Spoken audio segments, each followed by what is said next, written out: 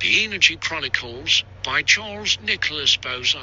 Dedicated to Minnie Mo, the cat that left me alone, and thanks to Zeus, and here are the cats that didn't. Another deep thank you to the early readers whose kind words and even proofreading kept me going. I will only address you publicly by your initials, but you know who you are. Thank you JM, JB, SKLH, and another JM and MF. Chapter 1, Quaint Little Rose. An axe fell, splitting the log in two as a man of an average build positioned himself again to split the next couple of logs he had lined up for himself. The spring air was fresh in his nostrils. His brown vest tightened against his back as he swung down, slicing another log in two. The man carried his momentum from his successful swing and swung the axe in a full circle, twisting his body as he sidestepped and split the next log cleanly. The man continued this pattern until all the logs were split. Once finished, he then leaned on his axe and wiped his brow. Above him, a deep, mischievous voice called out, "Mac,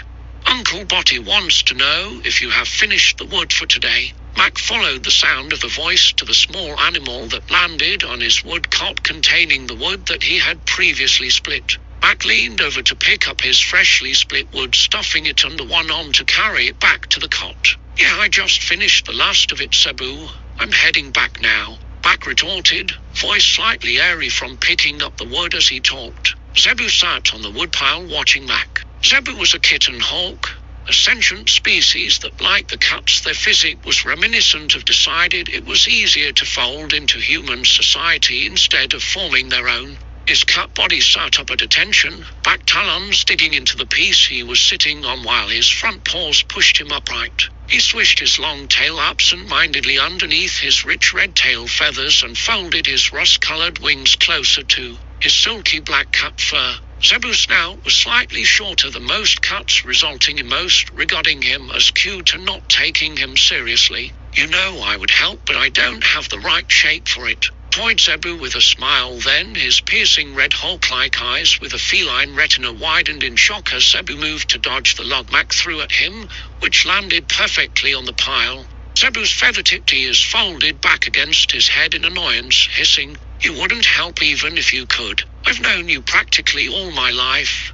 "Zebu," Mac said, setting down the last of the logs onto the pile on the cot. The cot was as long as Mac was tall and half as wide, with two large wheels on either side acting as a pivot so that the front handle acts as a brake. Mac placed the axe back into the cot and positioned himself in between the handles, readying himself to pull the load. "Just a question, why did you come here to split wood instead of near the house or bakery?" Zebu inquired from on top of the cot. Mac didn't have an answer particularly ready for the question. He thought for a moment about why he came to this particular spot to split. He surmised he enjoyed the solitude of just him and the work at hand. It had a certain peace he enjoyed. Mac couldn't give this reason or the cat would ridicule him. "Because I wouldn't have to clean up the mess if I did it in the forest.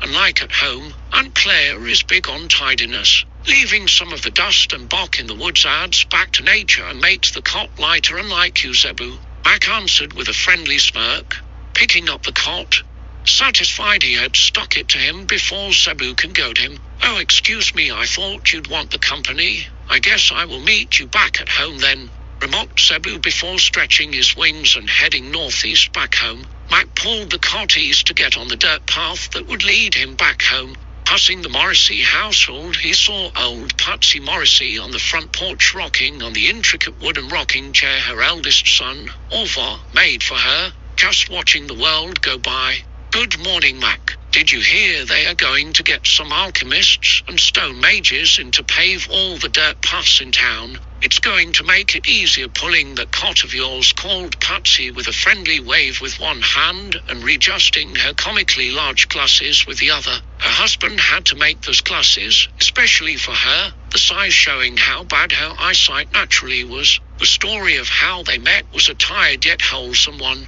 A young Gerald Morrissey fancied her from afar but felt like she would never notice him. Once he found out she was near-blind, he studied glass making to give her sight and hopefully win her affection. After a young Gerald Morrissey made her those glasses as a gift to a beautiful yet practically near-blind girl, She fell in love with him since his face was the first she had seen properly, and they have been happily married ever since. Really, Miss Patsy, that sounds great. Gotta get this back to the bakery or Bartholomew will go ballistic," replied Mac, nodding to reciprocate the wave. "Oh then, hurry along, dear," Patsy sweetly called back, and then said to herself, "It is always nice to see youth work so diligently," she said, continuing to rock serenely. Mac pulled the cop past the sign that read Gerald Morrissey Glass Blower by appointment and commission, and over the bridge that extended over the river running through town, cutting it in half. He saw the fishery near the delta of the lake the river came from watching.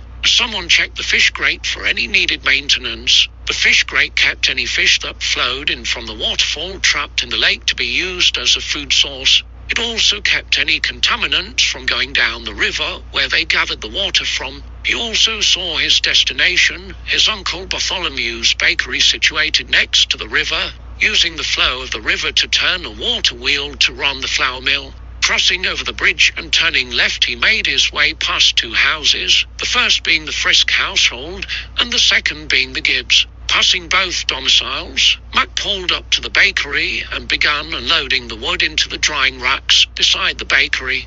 The Frisk household on the corner of the intersection was 1 story tall but had a very steep pitched roof, allowing enough space for a room or two to be built into it. The brown shingles, which had been replaced last year, seemed to be the newest on this street. The stone walls that made up the first floor had square windows cut into its face, framed by locks. Out the back of the house, further down the road, was a medium-sized field 1/4 of an acre that was fenced in, with 2 chicken coops containing the Frisk's chickens. Sally Frisk, the wife of Eddie Frisk, who himself was a Horner 1, used these animals as her source of income, ranging from selling eggs collected with the help of her young son Johnny, or selling the chickens for meat and feathers. The chickens were talkative little creatures, their occasional avian musings added to the sounds of the trickling water that comprised the symphony of familiarity this street gave Mac. The Gibbs household, positioned across the road from the bakery, was of medium size yet nondescript. Its wooden panel siding was the natural color of the wood, having been sealed with resin to prevent rot,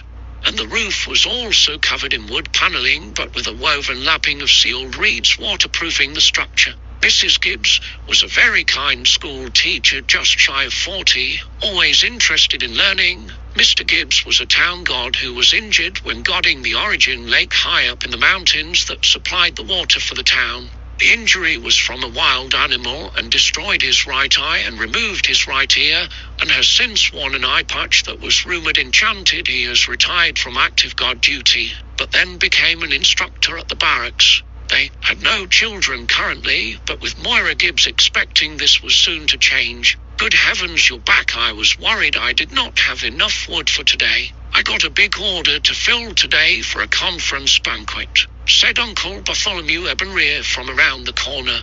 His brown apron was covered in flour, so much so that as he walked he had a light plume of powder following him. His round-trimmed grey-brown goatee and short spiked hair were flecked with flour as well. He was approaching his late 40s. Bartholomew's square nose had a large spot of flour on the bridge where he had a habit of itching. Bartholomew was as tall as Mac. His arms were toned from repeatedly shaping dough into bread. Bartholomew was never a strict father figure, almost treating the boy like one of his pastries, in the way of gentle kneading, and while watching the dough rise adjusted as needed. "You may want to cast a drying spell for me so the wood is ready to use. I just can't wait for it to dry normally," he added before disappearing into the bakery to continue work. The smell of bread baking wafted out the door as he closed it. After Mac unloaded the wood, he readied himself, refraining to take a drink, leaving his mouth dry. He focused on the dryness of his mouth from work and tried to emulate that in the wood.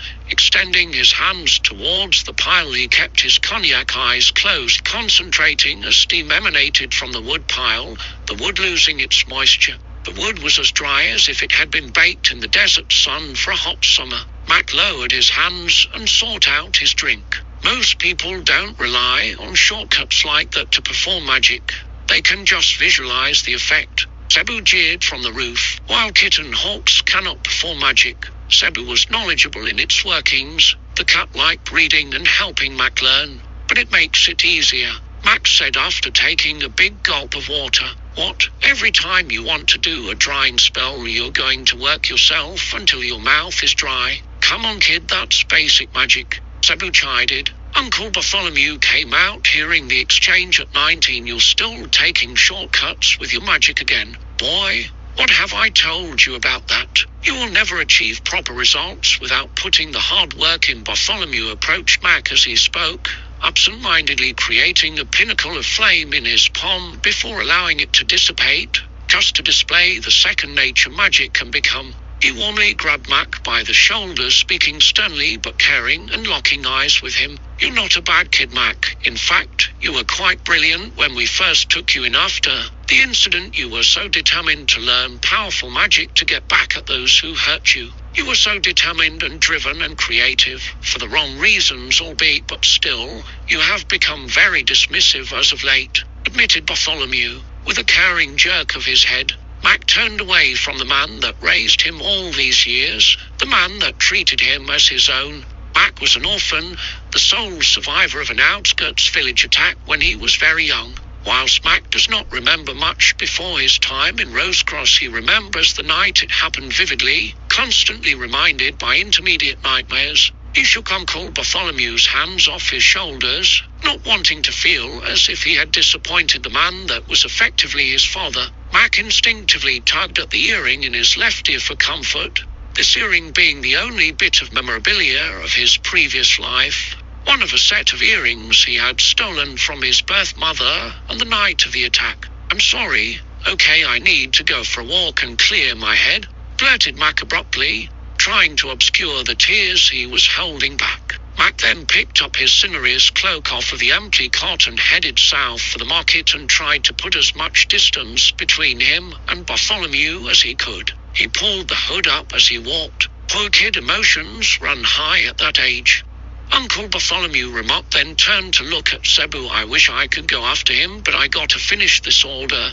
Please keep an eye on him." Finishing his sentence, he headed back into his bakery and closed the door. "Oh sure, Cebu will look after the kid. It's like I'm his babysitter," Cebu said snarkily as he spread his wings and took off after Mac. Mac walked lost in his own thoughts, thinking about what drove him to succeed when he was young. Revenge was the answer. That flame of revenge slowly smoldered until he realized that someone had to have killed the vile being that killed his parents in the 13 years since he became an orphan. He was brought back to the present time by Cebu perching himself on Mac's shoulder. "You can't go anywhere without me, bud. We are like brothers, you and I," Cebu said, curling his head around Mac's hood to peer at him. "He asked you to follow me, didn't he?" grumbled Mac and tried to shake his shoulder to dislodge Cebu. Cebu responded by tutting in sassy disapproval and digging his talons into Mac's shoulder. "Oh, fine, you can hitch a ride,"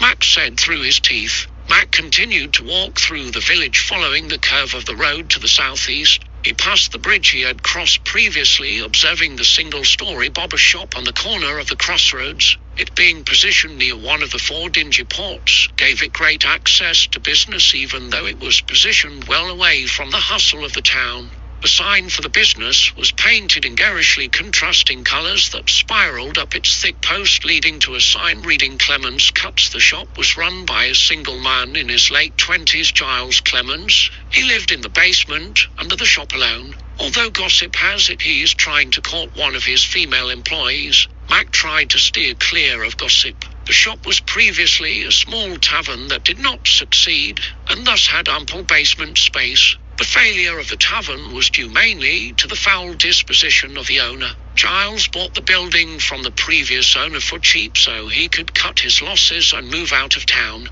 Mac was thankful he was not subjected to the vapid conversation between its patrons. Across the street, further down the path than the Frisk house at the end of the road, was the small house of the Malmquist family. The house was 1-floor timber and beam construction with a very simple thatch roof and water tank on the north side. Under this roof were only 3 rooms, just the main living room, their bedroom, and bathroom. A new family recently married consisting of Elliot and Amy, who Claire invites over for tea frequently. They planned on expanding their abode and family in time with their salary provided by the university where they both worked at and met. Elliot is a bookbinder and Amy is a scribe, tasked with writing down the discoveries of the scholars there.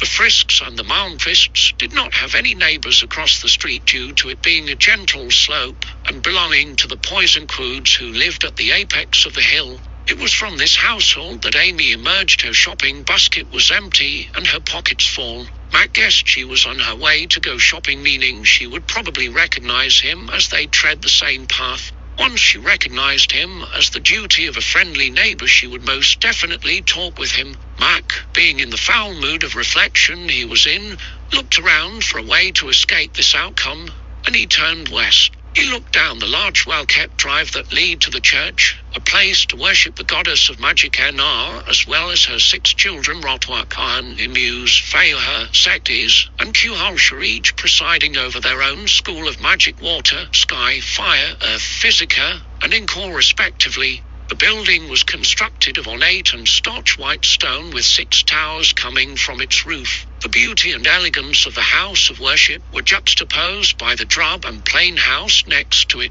which housed those who devoted their lives to the religious study of magic, each in robes coloured in their respective gods' colours. While Mac was not very religious, however, in his times of sorrow he liked to hear the sound of wind chimes that decorated Arn's shrine out front. Arn's shrine sat facing inward to the centre of a hexagonal garden that at each point had a shrine for the respective gods, and in the centre a statue of Enar, a beautiful wise woman regally draped with very little clothing. She held her arms outward, as if welcoming those to the church. She seemed so motherly in her expression, as she welcomed those into her care. As Mac walked down the drive, hands in his pocket, head down, he kicked a stone as he went. In his stupor, he heard the tones of the wind chimes grow louder as he approached. The mix of deep woody tones and higher metallic ones always soothed Mac. He walked in silence until he reached halfway, as he didn't want to approach the church any further once the sounds of a religious service hit his ears. He did not want to intrude with his sorrow.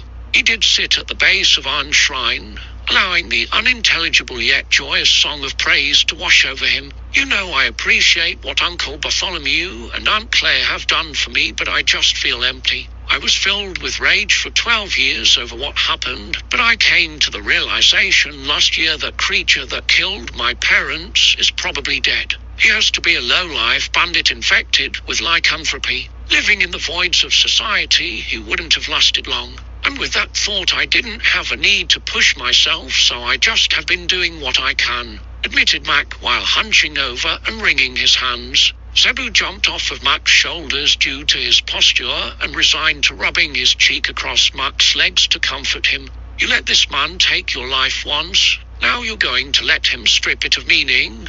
That is a sad existence, my friend. The words washed over Mac with each note from the wind chimes sinking into his subconscious. He laid his head back onto the legs of Arn's sun-bleached statue, gazing at the sky. He saw Arn's face divided in two, one male, bearded and enraged, the other female, soft with bright wise eyes. The male side of the body held aloft with his chiseled arms, the metal wind chimes shaped like lightning bolts silhouetted by his demonic fairy wings. The female side grasped in its dainty hand a cloud with wooden wind chimes dangling below it with a backdrop of delicate fairy wings patterned to the sky. Mac watched the wind chimes tinkle beautifully, lost in both thought and time. Each note graced itself inside Mac's eardrums, soothing him. He felt the tiniest of raindrops touch his face, but then realized they were in fact the tiniest of tears. It was so long ago. He noticed Zebu looking at him, and then understood he had spoken his inner monologue. He looked down at the ground. Thankful Zebu did not reply to his words. As he sat, Mac's face displayed various emotions changing like the wind, from sorrow to anger to contempt among others. He scratched Zebu behind the ears absent-mindedly, him having laid his head across Mac's boot. You're right, Zebu, so was Bartholomew. I can do better. It's only fair to them. Their home is my home now, said Mac with a new determination on his face. Mac clapped his hands into his knees and rose from Arn's mismatched stone footwear. Mac sprinted back up the drive he came and followed the road southeast. I was just getting comfortable, remarked Cebu, happy to see his friend regain the wind in his sails. Cebu took flight to catch up with a reinvigorated young man, filling his wings with the slipstream from Mac's dash and following his friend.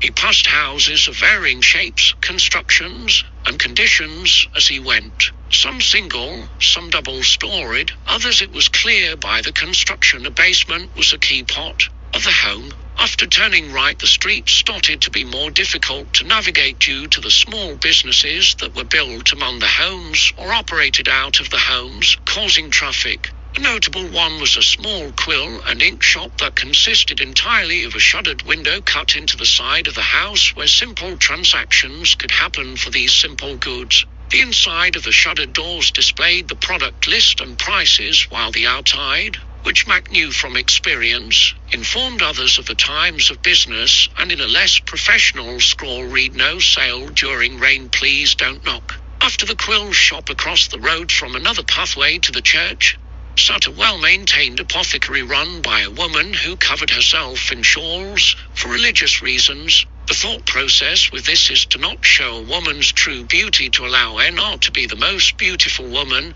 This practice, while not common, was seen often enough not to attract notice or intrigue. Mrs. Madhota Mansour, a strict yet kind woman, ran the apothecary by herself. Aside from her adoptive twin sons, Maddie, as she was informally known, was constantly reminding them to stand proud and clean something. Adjacent to the path to the church sat on the corner a liquor store, run by a pompous man sporting a highly waxed mustache. He had very lofty ideas about the consumption of alcohol, so much so that he considered it a work of art to do so. Mac didn't drink alcohol often, not because of his age, as it was legal to do so, but he didn't feel like drinking alone, so he never got the name of the shop owner. Some avid churchgoers referred to the pathway near the liquor store jokingly as the Path of Vice due to its proximity to the church. Beside the liquor store sat a wide and shallow building, the portrait parlor. Inside you would pay money to have your visage captured by magical artists who could make the paint move within the frame if one so chose.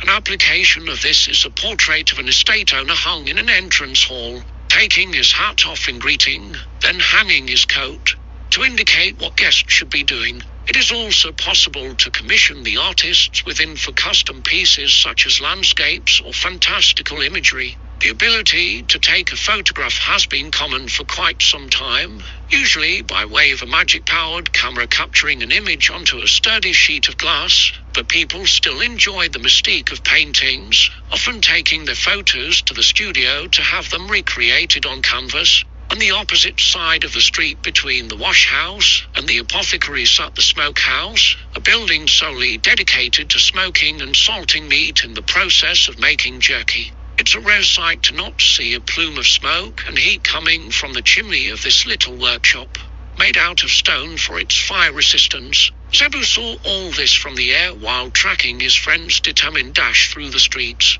Reaching the end of that road, Max stood where the smaller road opened up to a wider section to accommodate the coming and going of people. He was looking for an opening to cross. Zebu took this hesitation to perch himself on Mac's shoulders. "Are we done running now?" Zebu asked. "Fine. I'm just trying to avoid people I know," Mac answered. "And Claire is out washing clothes, right?" "Yeah, she left a little before I went to track you down. You don't know how hard it is to lock the door with paws," whined Zebu. "Then I don't need to dash into the library. She will be in the wash house for a while then." Max sauntered across the road doing the estimations of time in his head he was sure of. To his right, he saw the two-story wash house Claire frequented weekly. Because Rosecross relied on the river dividing the town, it was illegal to wash clothes in the river, as well as being uncivil, as most towns had some form of wash house. In the basement of the wash house were a team of water, earth, and fire mages, each tasked with their own important jobs. The water mages kept the water flowing through the facility, usually working in half-hour shifts and rotating between two. The earth mages pulled out any earthen or dirty material from the water, usually set in a line of 3. The final members of this team were the fire mages, who boiled the water through a separator to completely return it to normal water, which is sent throughout the facility to clean clothes. Entering on the ground floor after paying a meager fee, those who wished to wash their clothes sit at a washing station, with each floor containing numerous of these stations. These stations consisted of a wide pipe that formed an angular upside-down U with a horizontal piece at a comfortable work height cut in half to allow access to the water. Metal grates kept clothes in their own particular stations as they were washed. Clothes are rubbed against the washboard sides of the pipe to be cleaned, and then folded into a basket which then is dried by magic. Although Mac didn't visit the wash house often anymore, he had to accompany Clay when he was younger. From these visits he knew that the ground floor had a sectioned-off area for professional washwomen to work. He knew nothing beyond the door the washwoman disappeared behind. Across the road from the wash house, situated on the corner, is the Steelbreaker General Store. It had a large plot of land for a single shop, but that was plainly from the variety of items sold within. Most, if not all, shops in this day and age were specialized, dealing with one particular type of item, this store being the exception. Beneath its large mansard-style roof, other shopkeepers or producers sold their wares to old Brutus Steelbreaker. Brutus would sell these items at an increased price so he could garner a profit, which most shoppers did not mind the higher price than that directly from the original seller due to the convenience. Most of the wares in the general store could be found elsewhere in Rosecross. Even Uncle Bartholomew sells some pastries to the store weekly, while some items are exclusive to the store. A farmer who owns a large fertile plot just south of Rosecross at the base of the mountain provides most of the produce sold in the general store. Brutus hired some workers under him either to manage the store or to produce goods,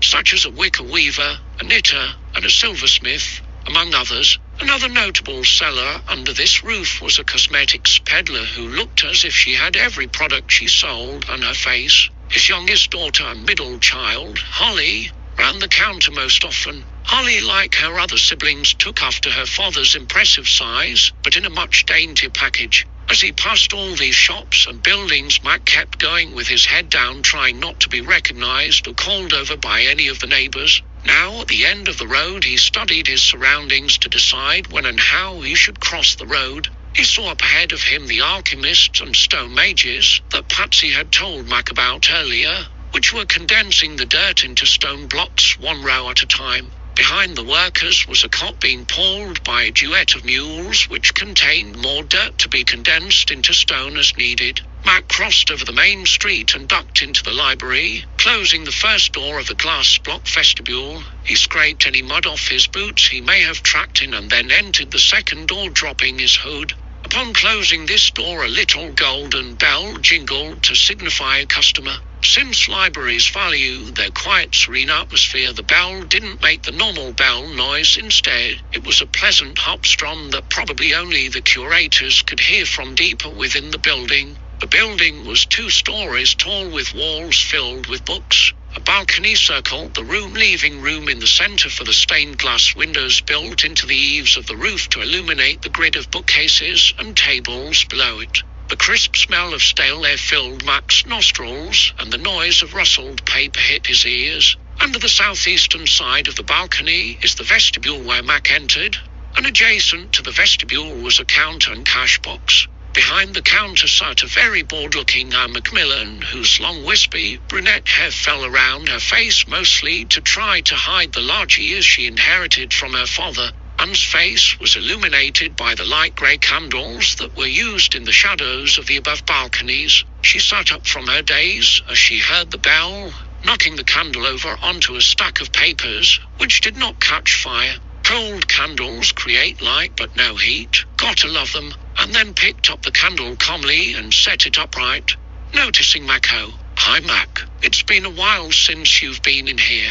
A light thud could be heard as a door was closed, from which emerged a balding man with comically big ears. They almost looked like the wings of a butterfly except for the fluffy grey hair coming from the canal. He was holding a box covered by a cloth which he set on the counter. "Did I hear the return of my favourite bookworm?" Ora Macmillan said pleasantly, but ended with a shudder. "I don't even want to think about those things. I almost had an infestation last week. The mothballs worked a treat, but good thing I bought some tracer mice today." Zebu's ears perked up at those words, which Oren had clearly noticed. His mouth furrowed underneath his bristled broom of a mustache. "If you eat any of my little workers, I'll pluck just one wing clean, so you can't fly properly until they grow back," Oren said to Zebu, finger in his little feline face. "Not like you can make quills out of them. They would slice through parchment or skin, but I will contain myself." "Scout's honor," Zebu said coldly.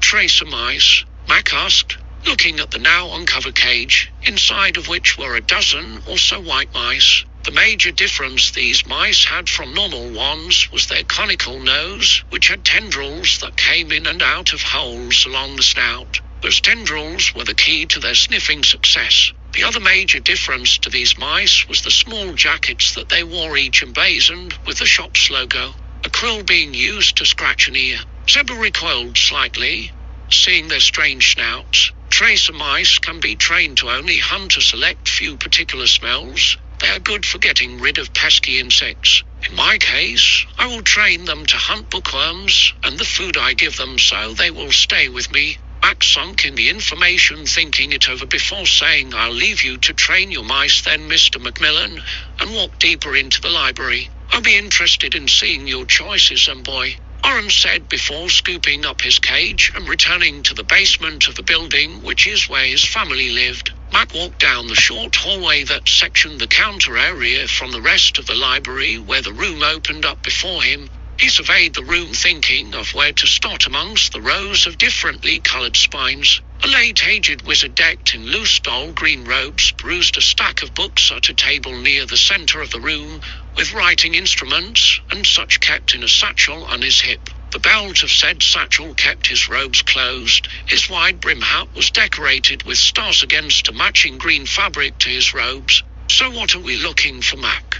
Zebu whispered excitedly. This was one of his favorite places, the library. Just 3 books in particular: Basic Defense, Magic Physica, and in core, Abraham's Manuscript Vol 1, and in the bush bandages, Healing Yourself in the Wilds, Mac said, beginning to scan the large collection of books in the building. Zebu had dismounted from his shoulder to help look, taking flight to reach the upper floor. Zebu had shuddered slightly mid-flight as the mothballs had finally reached his nose. While Mac paced the aisles of books on the lower floor, Zebu paced the railing of the upper balcony, scanning the spines of the books. A tall elvish woman passed by Mac, clutching a book to her chest prudishly. She wore a very modest and plain dress with a small shoulder coat emblazoned with the local university's symbol, which was a red rose with shop quills crossing behind it, encircled by a ring of aster. She turned away from Mac and focused her monocolor green eyes, characteristic of elves, at the counter so she could check out the book she was obviously annoyed was missing from her own scholarly collection at the college. "I found Abraham's," called Zebu, looking down at Mac from between the spindles of the banister. His volume displayed his excitement for knowledge. "Good job, but I'll be up," replied Mac in a hushed tone, trying to signal to Zebu not to shout. Feeling the burning glares of library-goers who valued their silence, feeling a particularly searing glare from an ugly dwarf who was focusing intently on a book titled Poems of Love to Sway Her Heart. His wide frame, common to dwarves, was leaned against the wall where benches sat, possibly feeling more comfortable there than in a chair. Dwarves were not naturally fat. They were just built wider by their bone structure than humans, as well as shorter. Mac waved his hand generally in an apologetic fashion. Mac headed to the north side of the building, which contained 2 staircases meeting at the same landing above them. The triangular side of the stairs was turned into a set of bookcases, except the middle, where a door was located with a sign that indicated it as a bathroom and a "Please Knock" sign. Mac took the right set of stairs and calmly walked over to the position where Zebu was located. Once he found Abraham's Manuscript Volume 1, he put it under his arm. "Hey, if you can find the bandages one, I'll find the defensive magic one and we can go home," Mac said, walking next to Zebu, who for a change was walking instead of flying, as it was easier to read from the ground. "Agreed," replied Zebu. "Wide assortment of patrons today. Well, Rosecross is a town that flourishes on trade, and being next to the only way to cross the mountains that divide the continent, you get a lot of travelers," replied Mac. Both of them knew this fact, having lived in Rosecross for so long, but the abundance of books urged Mac to display what knowledge he did possess. After a while, Mac and Zebu had found their books and returned to the counter to check them out, the medical-based book being on a shelf near the front, and the magic-based one far down one of the aisles. Placing the books on the counter, Mac looked over at Anne. Mac announced, "All right, these are my choices." Zebu walked the entire way to the counter, hopping up onto the counter next to where Mac set the books down. Anne stood up from her stool and pulled a large leather-bound book from under the counter and placed it on the table. Emblazoned across the top of the leather it said, "Bookkeeping Stock," and underneath there was a large blank space with a double decorative border. In between these borders were magical scripts that Mac didn't know how to read, and took a short quill from an ink pot and wrote the names of the books Mac had selected onto the white piece, and then set the quill down, walking away. "That will be 5 Lecce and 9 Matristo," and pleasantly informed them from behind the cash box. "Will do," muttered Mac as he dug into his pockets to search for the money. While Mac dug into his pockets, the quill had risen from the cover of the book, floating above it. The book opened suddenly, and the pages were flipped quickly, as if a ghost had begun searching frantically for information. The quill lowered on 3 occasions, making quick and jagged marks onto the pages before the book calmly closed, and the quill returned to its resting position on the cover, where Anne's writing had disappeared from the blank space on the cover. E2. It's an easier way of keeping track of which books come and which books go. Better than the old way. Also, that quill can magically raise ink as well, Anne said, filling up the time while Mac found the coins. Mac handed her a single Zuckley, and Anne, after running her hands over different compartments in the drawer, handed him back 4 Lecce and 1 mattress, to which he put the coins in his coin pouch. Smiling, Mac put the books under his arms and turned to leave while Zebu hopped onto his shoulders. "Thanks, and see you when I'm done with these," Mac said over his unoccupied shoulder. Exiting the library, blinking his eyes at the midday sun, Mac noticed how much time had passed, as the road he stood on was now cleanly squared stone bricks, and the alchemists were now paving near the watchtower in the center of the town. Mac headed back home with books under his arm. He followed the widened street north to a bottlenecked scenic route. As he went, he looked along the sheer cliff face of Rosecross's great plateau, where houses were built both in front of the sheer face and built into it, raised at odd intervals. He knew from a friend he had when he was young, Jesson, that the front faces of these houses were practically an entrance to a house carved into the rock face. A legislative nightmare happened a couple of years back, involving people expanding their houses out by digging, some even reaching the basements of the houses on top of the plateau. This squabble resulted in property lines being defined by study metal rods encasing the property lines. They had to call in a specialist wizard from Iplalla's capital city, Centralia, who could phase through objects and displace Earth minimally. Reaching near where the road would reconnect with his original path, Mac studied a story and a half house. The house was made of brick and had a room built into its attic and a window built into the slope of the roof. Behind the house was a greenhouse paid for by the secretary of the minister, supporting her brother and niece's passion for being florists. It contained a collection of different flowers in rows on 5-tiered raised planters, accessed from each side of the rows to maximize space. Mac recognized some of the flowers because of his time with Claire, in particular mosquito skunk, cumaspy, and razor petal. The mosquito skunk, with its elongated bulbs on stalks with blood-sucking tendrils that flicked around searching for blood, most likely pig's blood, kept in a spray bottle to feed it. It was not an aggressive plant, more like a leech, waiting for creatures to brush up against it to feed. The skunk spread its seeds usually by latching onto lumbering creatures and dropping off when they had their fill of blood. The plant that was adjacent to the skunk was the cumaspy. Its bright yellow pods growing on the plateau of blue-grey leaves told Mac that the cumaspy was close to harvest. The yellow seed pods were harvested and, when extracted as a liquid, made a good antivenom, but rich food snobs preferred when they were dried and ground, acting as a spice that gave a meaty flavor before partially numbing your mouth. The razor petal, with its steel-colored stem and leaves, gave way to beautiful pink petals mixed with small grey leaves. The grey leaves on this plant, small and large, were the consistency of steel and were naturally razor sharp. The small sprouts were sold as hobby knives, and the larger leaves were sold as arrowheads. Other plants not recognizable to Mac or Zebu filled the building of varying shapes, sizes, shades, and purposes, although it was becoming harder to look through the windows as the glass was smudged by the noses of bored children of patrons to the adjacent quill and ink shop. "Oh, I know why you took this path," Zebu mocked. "Oh, and what is that?"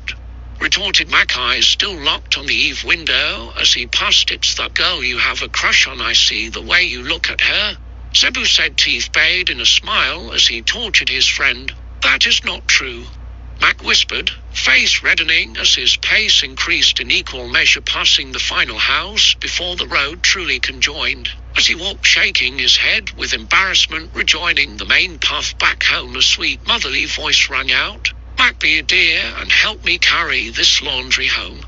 Mac turned and saw Aunt Claire having just exited the wash house, holding a large basket of clothes that was steaming as she walked, drying them with her magic on the way home, each blonde hair kept in a loose bun that flayed the ends like the glowing sun. Claire was always a jovial yet stern woman who reveled in motherhood. She still radiated beauty and charm even though she was leaving her prime. Mac traded the basket of clothes for his books and Zebu hopped on Claire's slight shoulders. Claire petted Zebu behind the ears. "Hi, Zebu," she said pleasantly, and turned to the books she was handed, drying her hands and her plaid apron. She turned them over in her hands and smiled, a sweet smile that lit up her emerald eyes. "Someone has gotten their fire reignited," she giggled kindly. They walked back to the house on the newly paved path. Claire held the door open for Mac as he carried in the basket of clothes and set them on the table. The main house was subtly rectangular in nature.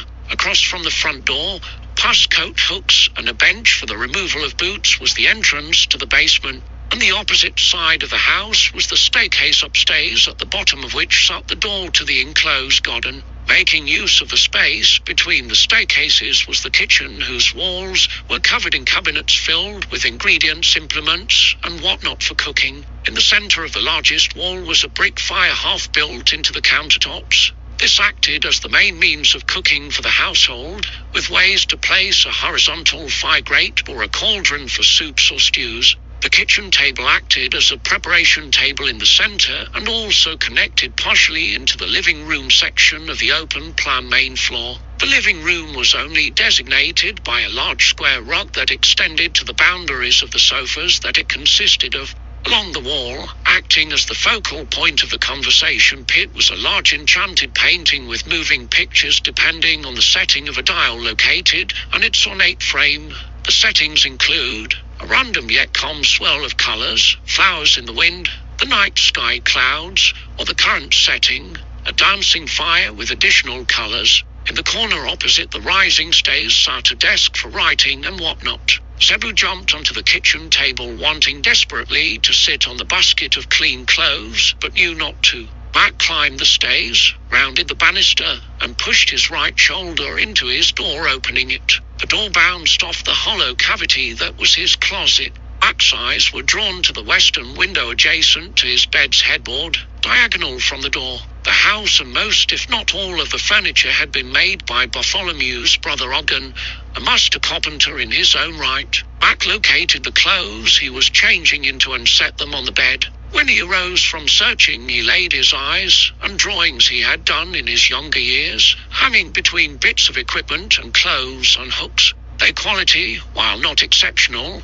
was not bad either. The drawings were just something to occupy him in his younger years. Mac changed his clothes to brown woolen trousers and a grey tunic. Then, retrieving a sheath system from a hook on the wall, Mac wrapped himself with it, fastening the buckles and tightening belts, then pacing and stretching to check if it was in the right position. Then, heading to his closet, he retrieved his sword and shield, sliding the sword into the scabbard on his left hip. He then hooked the shield onto the scabbard like it was designed to do. Pulling his cloak back over him, he walked down the stairs, resting his left hand on the sword grip, tipping it forward so it didn't catch the stairs. Mac saw Aunt Claire folding clothes on the large rectangular table in the middle of the room. She was sorting them into piles, as well some Mac recognized as belonging to him. "Hey, I'm going outside to do some practice and study. Come on, Zebu," Mac said as he collected the pile of books at the end of the table. Zebu dotted out an open window over the sink. "When you've finished, you're going to put away your clothes. Since I'll have finished folding them by then, you're not getting dinner until you put them away," Aunt Claire said, glancing up from her task long enough to pierce Mac with that glare only a mother can give. "Will do, Auntie. Be back after a while," Mac said, shouldering his way out of the door. Once outside, Mac walked around the house to the little training paddock he set up for himself, consisting of a dummy and an archery target and a small bench underneath a willow tree. Zebu was already on the bench waiting. "I have missed our little training sessions, Mac. Come on, set the books down. I'll read them out to you," Zebu said, wildness in his eyes. Excited, he paced on the bench, eyes following the pile of books like it was food on a platter. Mac set the stack of books down on the bench, which Zebu immediately pounced and pushing one over and pulling the hardcover open by the corner with his mouth, then turning the pages with his paws. Once he found a page, he smoothed it out and placed his paws on each page before squatting down to read. Mac turned to his dummy, which was worn a bit by the weather but will suffice what he needed for today, and drew his sword with his right hand and detached his shield with his left, assuming a half-guarded stance. The sword and shield were both custom-made pieces, a birthday gift from last year. The sword was slightly longer than normal. If Mac rested his hand on the pommel with the tip in the ground, it would be about just under the armpit. The perpendicular cross guard had a piece of jewelry set into it, an earring from his birth mother. Mac wore the other tiny hoop in his left ear. These things were the only trinkets he carried with him from his previous life. The two-handed grip ended in a spiked pommel. The grip was made to fit his hands either as a widespread two-handed grip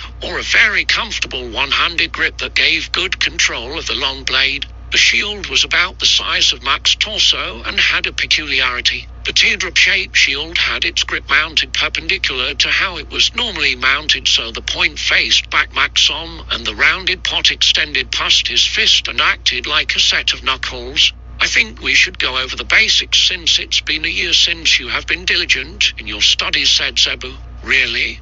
Do we have to?" Mac whined, hanging his arms down. "Come on, just get to something good." "Do you want me to help you or not?" chided Zebu, and after Mac reassumed his stance, Zebu continued. "The basics of magic can be narrowed down to one factor, that of willpower. All magical effects are a being's willpower manifesting itself through various avenues. We will henceforth describe some of those avenues. If you check the diagram on the front of the book, you will find the 6 elements of magic, which are as follows: physica, earth, fire, incore, sky, and water. Each element is positioned on the graph for specific reasons. The water and earth elements align more with the physica domain, hence why they are adjacent. The same reasoning applies to fire and sky within core. Mac was practicing his swings as he listened, checking his footwork as he did, just trying to get back up to scratch. A small description of each of the elements are as described below. Began Zebu. Mac was practicing thrusting from behind his shield, making sure as much of his body was covered as possible. Mac dragged the flat of the blade across the curved front of his shield, making sure his right hand was covered with his shield to minimize someone sniping his hand in a duel. Mac thought to himself that he needed to get new armor fitted, especially new leg armor to compensate for his small shield. Mac turned to Zebu as he started reading aloud, interrupting the feline before he got his stride. "I know you enjoy all this book knowledge, but I don't skip it. Mac ordered, you'll regret it later. Just pick a random combat spell," replied Mac harshly. "So impatient, but fine, let me find one. Practice flaring your energy 3 across your whole body," Zebu said before scanning through the index of the books. Mac rolled his eyes as what surrounded his body was a barely perceptible haze, which was the energy flaring up. This energy is the basis of all magic. It's what fuels any magical abilities and is tied to your stamina. Little did Zebu know Mac had been practicing this particular technique and building up his energy reserves over the past year. Zebu then found one he liked: long-range options for sword wielders. Zebu inquired. Yeah, that will do. Mac grunted, arms crossed at the wrists, flexing both his magical muscles and physical ones. Alternatively, this being a very basic training exercise to strengthen your energy and stamina. To learn the basics of the techniques further down, the retrieve spell must be mastered beforehand to have practical use in the heat of combat. Beginners may wish to use a pair of objects to try to learn the basics of the spell. Simply place one of the pair of items away from you and hold or have on your person the other. Then imagine with all your will the two coming together, and with enough practice, the spell should work, Zebu said, continuing to read as Mac took in the information. To end someone rightly, unscrew the pommel of your blade, cast a quick retrieve spell, and throw it at your opponent, then quickly reattach it to close in and finish them off, Zebu said, reading from the armed manuscript. So a pair of objects, huh? Mac thought to himself, ignoring the last line, before explaining excitedly. My mother's earrings. One of them is embedded in my sword, and I always wear the other one. I can use those, and since it's already in my sword, I can throw my sword. That's using your brain there, bud. Give it a try while I ponder over these books. But first, said Zebu derisively, but then with the sound of a devious idea hopped in the air and flapped his wings. He then fired 3 feathers in a line with the target, all at different spacings, before landing back at the books on the bench. Stop by practicing the spell at a range where you can actually grab the sword, then once you can do that, reliably move back to the next. It is about 1:30 judging by the sun. Dinner is always ready by 6:30, and you have to put the clothes away still, so you have 4.5 hours to master this before we head in, Zebu instructed. Zebu, you always were a prickish coach, Mac said before reyoking his shield and setting his sword down at his feet. Zebu, however, ignored Mac, audibly purring as he rejoiced in one of his few favorite pastimes, reading. All right, Mac, you can do this, he said to himself, standing up and focusing. Thinking about the earrings coming together, he felt a tug on his earlobe and realized he should be making the one in the sword come to him, not just come together, and quickly changed his focus. Within a matter of a minute, the sword flew upward and Mac caught it. He did this easier and easier, picking up the pace rather quickly, always setting the sword in front of the target before retreating to his progress. Guess it wasn't so hard after all, Zebu, Mac said confidently, spinning his sword in his hand. I'm already at the last feather, and it's only been a half hour. Zebu looked up from his reading and smiled. Good job, Mac. Now go to the first feather and throw your sword into the archery target. I want to do some more reading. He had a devious smirk on his face, hiding something. Mac, none the wiser to Zebu's scheme, walked calmly up to the first feather no more than 5 feet from the target, raised his hand, and spun his sword in his palm, laying the cross guard and hilt onto his hand. Then with a quick flicking motion, Mac threw it at the archery target. The sword spiraled like a drill, giving it stability before it sunk 25 into the archery target. Mac then raised his foot to go collect the blade. Don't you dare move from that spot, child. You collect the blade with your return spell from where you stand, Zebu said with wild ferocity, stomping his paw. This is the logical next step. If you're throwing your sword, it's going to be an attack, and if you sink your blade hilt deep into an ogre's chest, a weak paw like you were doing will do nothing and leave you weaponless. Complete the trial as before, and then we can go home, but don't finish it in time, and you'll tell that girl in the market that you have a crush on her, Zebu said with a coy tail swish, and returned to his reading. As if. I finished the first challenge easily. This should be no problem, Mac exclaimed, his face slightly reddening, thinking about Belvac, the florist's daughter. He put in double the amount of energy as he did before, but instead of the sword flying towards the earring, he felt a hard tug on his earlobe and stopped the spell. Bartholomew was right. No shortcuts, Mac mumbled to himself while rubbing his now sore earlobe, having then realized he couldn't rely on the crutch of the earrings in this circumstance. Mac extended his hand forward and focused all he could to connect the hilt with his palm, feeling the spell pull him forward. He readjusted his footwork and then his concentration. Zebu looked up over his book to see the sword wiggling in the archery target before flying from the target, handle first, at Mac, whose eyes were closed. Mac, look. was all Zebu could say before the sword whacked Mac in his hand and bounced off. Ouch! Mac whined, shaking his hand in pain, then added that hurt. He unhooked his shield and held it up, collecting his sword. The shield might not be a bad idea, Zebu said sarcastically. Shut it, Zebu. Mac grunted as he threw the sword again into the target, reaching the same amount of penetration, and crouched behind the shield, arm extended, with a fury in Mac's eyes as he concentrated. Zebu glanced up occasionally from his reading to see Mac's progress. Slowly the boy got consistent, always experiencing a hiccup in performance every time he stepped back to a new benchmarked quill. Zebu closed the green leather cover of the book he was reading and looked up to see Mac at the final feather, the sword stabbing deep into the target, and as if on the end of elastic was pulled quickly back to Mac's hand. The speed and power at which this sword was thrown was quite formidable at almost 10 strikes in a minute. Mac was so lost in what he was doing he didn't notice Zebu was watching him. All right, kid, that's enough, Zebu mused proudly. Mac caught his blade one final time and pressed the tip into the ground, resting forward on it, breathing heavily. Mac's brunette hair was darkened by sweat as it draped over his eyes. And look at that, half an hour early. See you inside, and don't forget the books, please, Zebu said happily. Mac watched the avian feline go back through the open window of the kitchen and sighed. You know, Zebu, I hate you sometimes. Mac brushed his hair out of his eyes after finishing leaning off his sword. Mac collected the books and his gear before heading inside to put away the clothes he was tasked with. The smells of meat being seared and the pleasant yet baffling mix of cooked aromas of the contents from Clay's garden filled his nostrils. Mac took the basket of clothes up with him to his room, where he deposited his gear and put away the clothes.